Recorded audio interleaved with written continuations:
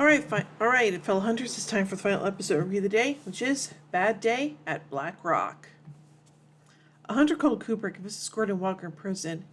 He informs Gordon of his discovery that, contrary to Gordon's belief, Sam was trying to keep the Devil's Gate in Wyoming from opening. Gordon says that he doesn't believe Sam is even human and must be killed. Sam tells Dean about his encounter with Ruby, although not about the information she gave him about the deaths of Mary's friends. Dean is angry that Sam didn't kill the demon, while Sam says they can use her to get information about the demons they are battling, as well as Dean's deal with the Crossroads demon. A phone call on John's cell phone alerts Sam and Dean of a break-in at a secret lockup their father kept. Upon investigating, they find a weapons cache, memorabilia from their childhood, and cursed boxes, one of which is missing. They use security footage to track the thieves, Wayne and Grossman, who have opened the box to find a rabbit's foot inside. Wayne was shot when he tripped a booby trap that John had rigged in the lockup.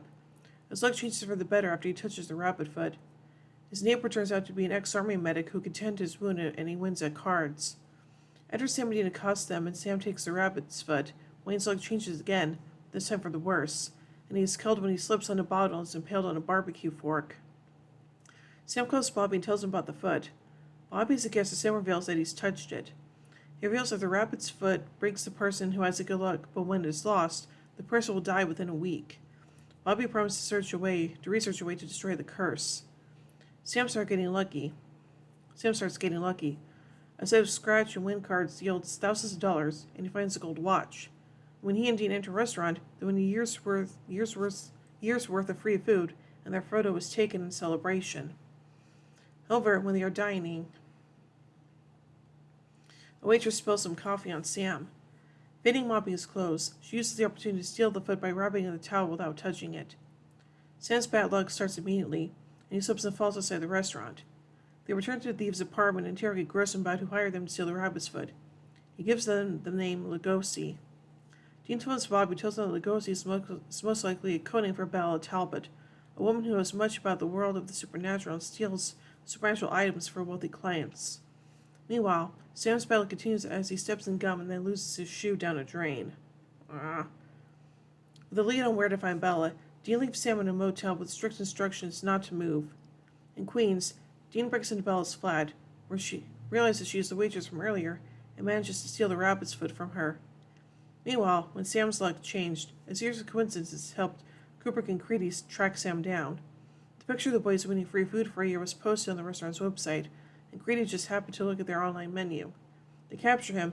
Just as Kubrick appears to shoot him, they are foiled by Dean. Bobby has supplied the boys with a ritual to destroy the rabbit's foot and its curse.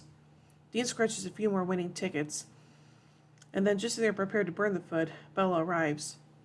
She was going to sell the foot for $1.5 million and is not prepared to let it go.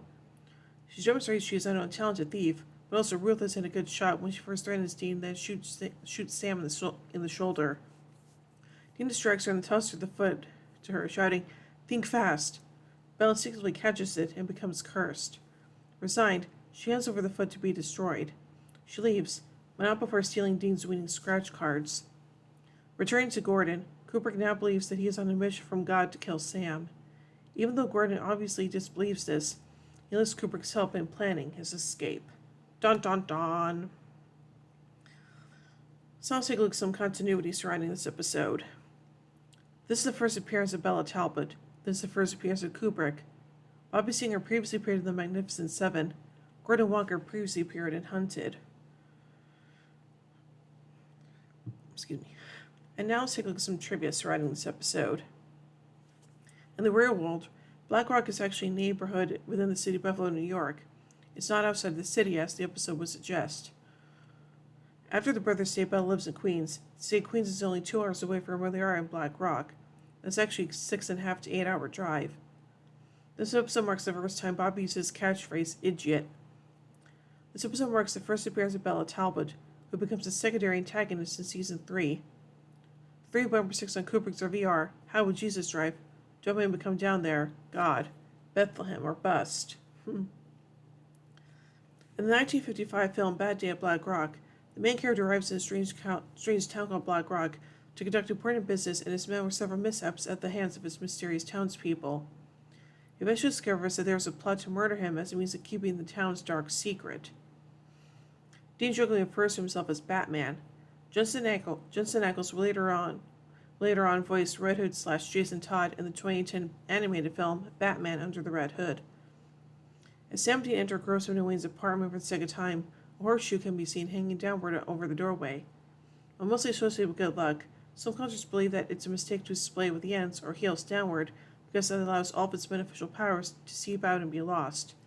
Conversely, other cultures believe that affixing a horseshoe pointing down is required in order for good fortune to flow over all who enter. Some cultures also believe the horseshoes can prevent demons or fairies from crossing over a threshold and into a dwelling, which perhaps stems from the fact that horseshoes were originally made from iron. And now finally, let's take a look at some errors. When Sam comes out of the restaurant and falls, you can see that his knees are scraped and the jeans are torn. Later at the motel, you can see the knees are dirty but there are no holes.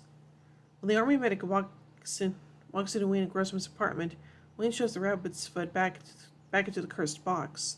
In a later shot, Wayne looks at the foot and is lying kneeling on the table when no one had moved it. When Sam and Dean are at the hotel after Sam loses his shoe, there's a brief shot of them walking where he has shoes on both feet. Later on, when he's sitting in the chair, his shoe is missing again.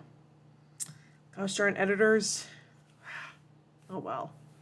So overall, I think this is a pretty enjoyable episode, and the introduction of Bella Talbot is pretty good, so yeah. So overall, I give Bad Day at Black Rock 4 Impalas out of 5. When I tune in tomorrow as we take a look at the next episode, Sin City. So, until then, carry on, my wayward sons and daughters.